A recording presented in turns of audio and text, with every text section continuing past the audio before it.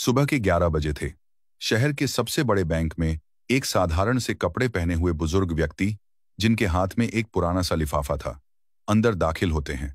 जैसे ही वह बैंक में प्रवेश करते हैं, अंदर मौजूद सभी ग्राहक और बैंक कर्मचारी उन्हें अजीब नजरों से देखने लगते हैं। इस बुजुर्ग व्यक्ति का नाम था चरण दास। चरण दास जी के एक हाथ में छड़ी थी और दूसरे में वही पुराना लिफाफा। वह धीरे धीरे ग्राहकों के लिए बने काउंटर की तरफ बढ़ते हैं। इस काउंटर पर एक महिला कर्मचारी बैठी थी, जिसका नाम था सीमा। बैंक के अंदर मौजूद हर व्यक्ति की निगाहें चरण दास जी पर टिकी हुई थी। धीरे धीरे चरण दास जी सीमा के पास पहुंचते हैं और बड़ी विनम्रता से कहते हैं, देखिए बेटी, मेरे खाते में कुछ गड़बड़ हो गई है, ये ठीक से चल नहीं रहा है। यह कहते हुए चरण दास जी लिफाफा सीमा की तरफ बढ़ाते हैं, लेकिन सीमा चरण दास जी के कपड़ों को देखकर उन्हें परखती है और कहती है, बाबा, कहीं आप गलत बैंक में तो नहीं आ गए? मुझे नहीं लगता कि आपका खाता इस बैंक में होगा। तभी चरण दास जी सहजता से कहते हैं, बेटी, एक बार तुम देख तो लो, शायद मेरा खाता इसी बैंक में हो। सीमा लिफाफा रखते हुए उनसे कहती है, बाबा, इसमें थोड़ा समय लगेगा और आपको थोड़ी देर इंतजार करना होगा। इतना कहकर सीमा और बैंक में मौजूद अन्य लोगों का काम करने लगती है। चरण दास जी वहीं खड़े होकर इंतजार करने लगते हैं। थोड़ी देर तक इंतजार करने के बाद वह दोबारा कहते हैं, बेटी, अगर तुम थोड़ी व्यस्त हो तो तुम मैनेजर को फोन कर दो। दरअसल मुझे उनसे भी कुछ काम है, तो मैं उनसे कुछ बात कर लेता हूं। इसके बाद सीमा न चाहते हुए भी अपना फोन उठाती है और मैनेजर सुनील के केबिन का नंबर डायल करती है। उसने फोन करके मैनेजर को बताया कि एक बुजुर्ग व्यक्ति उनसे मिलना चाहते हैं। मैनेजर सुनील चरण दास जी को दूर से ही देखता है। चरण दास जी बड़े साधारण दिख रहे थे। मैनेजर सुनील फोन पर सीमा से पूछता है, क्या यह हमारे बैंक का ग्राहक है या ऐसे ही कोई मुंह उठाकर चला आया है? सीमा कहती है, सर, यह बात तो मुझे नहीं पता, लेकिन यह आपसे मिलने की बात कर रहे हैं। तब मैनेजर सुनील कहता है, ऐसे लोगों के लिए मेरे पास समय नहीं है। तुम ऐसा करो, इन्हें बिठा दो, थोड़ी देर बैठकर यहां से चले जाएंगे। मैनेजर सुनील के आदेश अनुसार सीमा चरण दास जी को वेटिंग एरिया में बैठा देती है। वह कहती है, बाबा, आप वहां बैठ जाओ, थोड़ी देर में मैनेजर साहब फ्री हो जाएंगे और उसके बाद आपसे मिल लेंगे। चरण दास जी वहां से टहलते हुए वेटिंग एरिया की तरफ चले जाते हैं और कोने में रखी एक कुर्सी पर जाकर बैठ जाते हैं। सभी लोग अभी भी चरण दास जी की तरफ देख रहे थे, क्योंकि वहां जितने भी ग्राहक आते थे वे सूट बूट में होते थे, जबकि चरण दास जी ने साधारण कपड़े पहन रखे थे। देखने से भी नहीं लग रहा था कि उनका खाता इस बैंक में होगा, क्योंकि इस बैंक में अमीर लोगों के खाते होते थे। इसी वजह से चरण दास जी आकर्षण का केंद्र बन गए थे और सभी लोग उन्हें घूर घूर कर देख रहे थे और उनके बारे में तरह तरह की बातें बना रहे थे। यह बातें चरण दास जी को भी सुनाई देती हैं, लेकिन वह इन सभी चीजों को अनदेखा करते हैं और अपना नंबर आने का इंतजार करते रहते हैं। वह सोचते हैं कि थोड़ी देर में मैनेजर आएगा और मैं उससे बात कर लूंगा। बैंक के अंदर एक और व्यक्ति छोटी पोस्ट पर काम करता था, जिसका नाम था अमित। अमित अभी बाहर गया हुआ था और जैसे ही वह बैंक के अंदर आता है तो वह देखता है कि एक बुजुर्ग व्यक्ति वेटिंग एरिया में बैठा हुआ है, जिसकी तरफ सभी लोग देख रहे हैं और उसके बारे में तरह तरह की बातें कर रहे हैं। कोई उसे भिखारी कह रहा है तो कोई कह रहा है कि इस बैंक में तो इसका खाता हो ही नहीं सकता और ये यहाँ कैसे आ गया, ऐसे लोगों को इन लोगों ने क्यों बैठा रखा है। इस तरह की बातें उनके बारे में चल रही थी। अमित ये सभी बातें सुन लेता है। इसके बाद अमित सीधा चरण दास जी के पास जाता है और बड़े आदर भाव से उनसे पूछने लगता है, बाबा, आप यहाँ क्यों आए हो और क्या काम है आपको? अमित को यह सब कुछ बहुत बुरा लगता है। वह बुजुर्ग व्यक्ति की हालत देखकर थोड़ा परेशान हो जाता है और इसी वजह से उनसे पूछने गया था। चरण दास जी अमित को बताते हैं, मुझे मैनेजर से मिलना है और उससे मुझे कुछ काम है। यह बात सुनकर अमित उनसे कहता है, ठीक है बाबा, आप थोड़ी देर यहाँ इंतजार करो, मैं अभी मैनेजर से बात करके आता हूँ। इसके बाद अमित मैनेजर सुनील के केबिन में जाता है और उन्हें उस बुजुर्ग व्यक्ति के बारे में बताता है। लेकिन मैनेजर सुनील पहले से ही उस बुजुर्ग व्यक्ति के बारे में जानता था और कहने लगता है, मुझे पता है, मैंने ही उसे वहां बिठा रखा है, थोड़ी देर वहां बैठेगा और बैठने के बाद वहां से चला जाएगा। इसके बाद मैनेजर सुनील अमित को कोई और काम बता देता है और कहता है, तुम अपना काम कर लो और तुम्हें इस चीज से कोई मतलब नहीं है। अब अमित दूसरे काम में लग जाता है और धीरे धीरे उस बुजुर्ग व्यक्ति को वहां बैठे हुए लगभग 1 घंटा हो गया था। 1 घंटे तक बुजुर्ग व्यक्ति अपना धैर्य रखते हैं, लेकिन उसके बाद उन्हें यह बात सहन नहीं होती। वह खड़े होते हैं और मैनेजर सुनील के केबिन की तरफ बढ़ने लगते हैं। जैसे ही वह मैनेजर सुनील के केबिन की तरफ बढ़ते हैं, मैनेजर देखता है कि वह बुजुर्ग व्यक्ति उसके पास ही आ रहा है, तो वह फौरन अपने केबिन से बाहर निकलता है और उस बुजुर्ग व्यक्ति के सामने खड़ा हो जाता है और अकड़ते हुए पूछने लगता है, हाँ बाबा, बताइए आपको क्या काम है। चरणदास जी अपना लिफाफा आगे बढ़ाते हुए कहने लगते हैं, बेटा ये देखो, मेरे बैंक अकाउंट की डिटेल इसके अंदर है और मेरे बैंक अकाउंट से कोई भी लेन देन नहीं हो पा रही है। आप देखकर यह बताइए कि इसमें क्या दिक्कत है। अब इस बात को सुनकर मैनेजर सुनील थोड़ी देर तक सोच विचार करता है और कहता है, बाबा, जब किसी बैंक अकाउंट में पैसे नहीं रहते तो ऐसा ही हो जाता है। मेरे ख्याल से आपने भी अपने अकाउंट में पैसे जमा नहीं करवाए होंगे और इसी वजह से आपके अकाउंट की लेन देन रोक दी गई है। इसके बाद बुजुर्ग व्यक्ति बड़े ही विनम्र भाव से कहने लगते हैं, बेटा पहले तुम एक बार अकाउंट को चेक तो कर लो, उसके बाद ही कुछ मुझे बताओ तो ही अच्छा रहेगा। इस तरह से तुम कैसे बता सकते हो। तो मैनेजर सुनील हंसने लगता है और हंसते हुए कहता है, बाबा ये सालों का अनुभव है और सालों से मैंने यही काम किया है। आप जैसे लोगों की शक्ल को देखकर मैं बता देता हूं कि कौन व्यक्ति किस तरह का है, किसने अपने अकाउंट में कितना पैसा जमा किया होगा। तो आपके अकाउंट में तो मुझे कुछ भी दिखाई नहीं दे रहा और मैं चाहता हूं कि अब आप यहां से चले जाओ। सभी ग्राहक आपकी तरफ देख रहे हैं और बैंक के अंदर एक अलग तरह का माहौल बन रहा है। इसके बाद चरणदास जी उस लिफाफे को उसकी टेबल पर रखते हैं और कहते हैं, ठीक है बेटा, मैं तो चला जाऊंगा, लेकिन तुम इस लिफाफे में जो भी डिटेल लिखी हुई है उनको एक बार जरूर देख लेना। ऐसा कहकर चरणदास जी वहां से जाने लगते हैं और जाते जाते जैसे ही वह गेट पर पहुंचते हैं तो फौरन मुड़कर कहते हैं, बेटा तुम्हें यह सब कुछ करने का बहुत बुरा नतीजा भुगतना पड़ेगा। ऐसा कहकर चरणदास जी बैंक के मुख्य द्वार से बाहर निकल गए और टहलते टहलते वहां से चले जाते हैं। इसके बाद जब मैनेजर सुनील को यह बात सुनाई देती है कि तुम्हें बहुत कुछ भुगतना पड़ेगा तो थोड़ा सा तो उसे लगता है, लेकिन फिर वह सोचता है कि बुढ़ापे में ऐसे ही कह दिया होगा, कोई भी कैसी भी दिक्कत नहीं है। मैनेजर सुनील अपने काम पर चला जाता है। इधर टेबल पर वह लिफाफा पड़ा हुआ था जिस लिफाफे के अंदर बुजुर्ग व्यक्ति के बैंक अकाउंट की डिटेल थी। इसके बाद जो अमित होता है वहां से उस लिफाफे को उठा लेता है और अपने कंप्यूटर के सर्वर में लॉगिन करके उस लिफाफे के अंदर दी गई जानकारी के हिसाब से ढूंढने लगता है।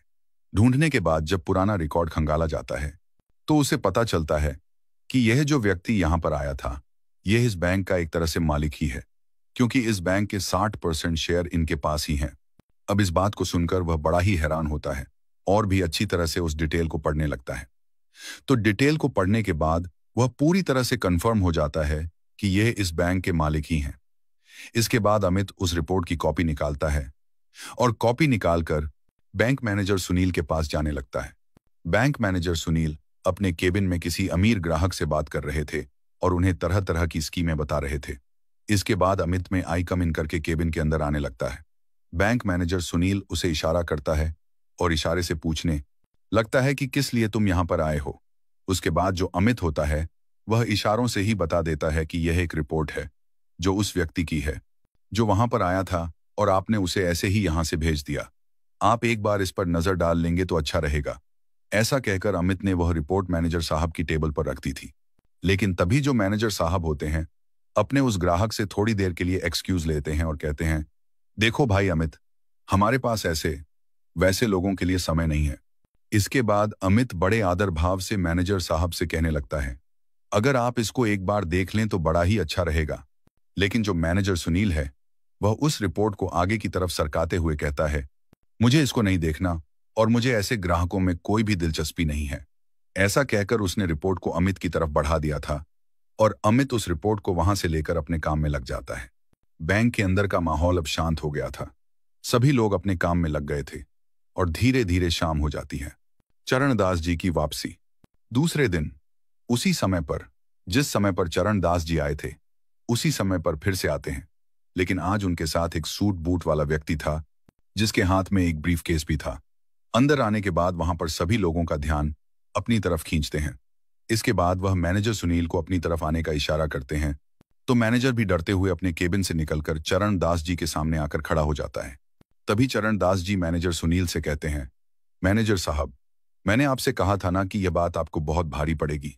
आपने जो कुछ भी कल मेरे साथ किया था वह बिल्कुल भी बर्दाश्त के लायक नहीं है, तो अब आप अपनी सजा भुगतने के लिए तैयार हो जाइए। इस बात को सुनकर मैनेजर सुनील थोड़ा सा बौखला जाता है, लेकिन फिर वह सोचता है कि क्या सजा मुझे दे सकते हैं, भला मेरे साथ क्या कर सकते हैं। उसके बाद चरणदास जी कहते हैं, तुम्हें मैनेजर के पद से हटाया जा रहा है और तुम्हारी जगह इस बैंक में काम करने वाले अमित को मैनेजर बनाया जा रहा है। और तुम्हें फील्ड का काम देखना होगा। इस बात को सुनकर मैनेजर सुनील थोड़ा सा बौखला जाता है और वह कहने लगता है, आप होते कौन हो मुझे इस तरह से हटाने वाले? तो चरण दास जी कह देते हैं, मैं इस बैंक का एक तरह से मालिक ही समझ लो, क्योंकि 60% शेयर वैल्यू मेरे पास है और मैं चाहूं तो तुम्हें हटा भी सकता हूं और किसी और को तुम्हारी जगह लगा भी सकता हूं। ये बात सुनकर बैंक के अंदर जितने भी कर्मचारी थे और जो कुछ ग्राहक कल भी इस बैंक के अंदर आए थे और आज भी आए थे, वह सभी लोग एकदम से हैरान हो जाते हैं और चरण दास जी की तरफ फटी की फटी निगाहों से देखने लगते हैं। इसके बाद वह व्यक्ति जो चरण दास जी के साथ आया था, वह अपने उस सूटकेस को खोलता है और उसमें से एक डॉक्यूमेंट निकालता है जो कि अमित की पदोन्नति प्रमोशन का था। उसे एक बैंक मैनेजर बना दिया गया था। इसके बाद वह दूसरा लेटर निकलता है जिसको बैंक मैनेजर सुनील को दे देता है और कहता है, अगर तुम्हें फील्ड में ड्यूटी करनी है तो तुम बेशक से कर लो, लेकिन मैनेजर बनकर तुम इस बैंक में नहीं रह सकते। ये बात सुनकर मैनेजर सुनील के पसीने छूटने लगते हैं और वह अपनी कल की गलती के लिए बुजुर्ग व्यक्ति से माफी मांगने लगता है। लेकिन तभी जो चरण दास जी होते हैं वह उसे उठाते हैं और कहते हैं, माफी किस बात की मांग रहे हो और मैं किस वजह से तुम्हें माफ कर दूं? तुमने मेरे साथ जो व्यवहार किया था वह हमारे इस बैंक की पॉलिसी के खिलाफ है। क्या तुमने कभी भी इस बैंक की पॉलिसी नहीं पढ़ी? यहां पर गरीब और अमीर में कोई भी फर्क नहीं किया जाएगा और सभी को एक ही पलड़े में तोला जाएगा। दरअसल इस बैंक की स्थापना चरण दास जी ने ही की थी और उन्होंने यह बात पहले ही घोषित कर दी थी कि इस बैंक के अंदर किसी को भी गरीब नहीं समझा जाएगा और ना ही किसी को ज्यादा अमीर समझा जाएगा। सभी के साथ सामान्य व्यवहार किया जाएगा और कोई भी बैंक का स्टाफ ऐसा करता है तो उसके खिलाफ कड़ी से कड़ी कार्रवाई की जाएगी। तो चरण दास जी कहते हैं, वह तो मैं तुम पर रहम कर रहा हूं कि तुम्हें काम करने योग्य छोड़ रहा हूं, वरना मैं चाहूं तो तुझे यहां से हटा भी सकता हूं। जो तुमने मेरे साथ किया है वह बिल्कुल भी किसी के साथ नहीं होना चाहिए। तुम्हारे बैंक में काम करने वाला अमित, जिसके हाथ में कुछ भी नहीं था, लेकिन फिर भी उसने मुझसे आकर पूछा और मेरे लिए कुछ करना चाहा, तो इस पोस्ट के लिए वह असली हकदार है, ताकि वह ग्राहकों को अच्छी तरह से समझ सके और उनके कपड़ों को देखकर उनको जज ना कर सके। ऐसा कहकर चरण दास जी सीमा को बुलाते हैं और सीमा को भी इस बात के बारे में फटकार लगाते हैं। कहते हैं, मैं पहली गलती समझकर तुम्हारी इसे माफ कर रहा हूं, लेकिन बैंक के अंदर कोई भी व्यक्ति अगर आए तो उसको उसके कपड़ों से जज नहीं करना है, उसके बारे में तसल्ली से देखना चाहिए। अगर तुम मुझे पहले ही संभाल लेती तो इस मैनेजर के पास मुझे नहीं जाना पड़ता और मुझे और ज्यादा अपमान का सामना नहीं करना पड़ता। इसके बाद सीमा हाथ जोड़ने लगती है और उनसे माफी मांगने लगती है। कहती है, बाबूजी मुझे माफ कर दो, मुझसे बहुत बड़ी गलती हो गई और आगे से आपको ऐसा कुछ भी देखने को नहीं मिलेगा। इसके बाद चरण दास जी वहां से उस व्यक्ति के साथ वापस जाने लगते हैं और सभी लोगों से कहकर गए थे कि अमित से बहुत कुछ तुम्हें सीखने की जरूरत है और इससे जितना हो सके उतना सीख लीजिए, तुम्हारे लिए अच्छा होगा। अब मैं बीच बीच में यहां पर किसी ना किसी को भेजता रहूंगा जो तुम्हारी इन हरकतों के बारे में अच्छी तरह से मुझे रिपोर्ट दे सके। ऐसा कहकर चरण दास जी वहां से चले गए और बैंक का पूरा स्टाफ इस बारे में बात करने लगता है और सोचता है कि अब अच्छी तरह से काम करना होगा, कहीं अगली बार उनका नंबर ना आ जाए। इस बात को सोचकर पूरा बैंक सुधर जाता है और सभी लोग अच्छी तरह से उस बैंक के अंदर काम करने लगते हैं। चरण दास जी का यह कारनामा चारों तरफ फैल गया था और सभी लोग उस बैंक की बड़ाई करने लगते हैं और कहते हैं कि मालिक हो तो ऐसा हो, वरना बेशक से ना हो, क्योंकि ज्यादा मालिक अपने बैंक को खोलकर चले जाते हैं। फिर चाहे पीछे से मैनेजर किस तरह का काम करे या पीछे से कोई भी कर्मचारी कैसा भी काम करे, उन्हें इस चीज से कोई भी मतलब नहीं होता है। लेकिन चरण दास जी ने अपने मालिक होने का पूरा कर्तव्य निभाया और उस बैंक के कर्मचारियों को एक अच्छा सबक सिखाया। चरण दास जी के बारे में आपकी क्या राय है और अमित के बारे में आप क्या कहना चाहेंगे? अपनी राय कमेंट बॉक्स में लिख सकते हैं और लोगों के साथ साझा कर सकते हैं। अगर आपको वीडियो अच्छी लगी तो वीडियो को लाइक और चैनल को सब्सक्राइब जरूर करें, ताकि हमें थोड़ा सा हौसला मिले आप लोगों के लिए ऐसे ही अच्छे अच्छे वीडियो बनाने के लिए। इन कहानियों को सुनाने का उद्देश्य किसी को परेशान करना बिल्कुल भी नहीं है। यह कहानी आपको इसलिए सुनाई जाती है ताकि आप लोग इन कहानियों में से कुछ ना कुछ सीख सको और अपने जीवन में उस चीज को लागू कर सको। मिलते हैं किसी अगली वीडियो में नए टॉपिक के साथ। तब तक के लिए जय हिंद, जय भारत। आप सभी का बहुत बहुत धन्यवाद।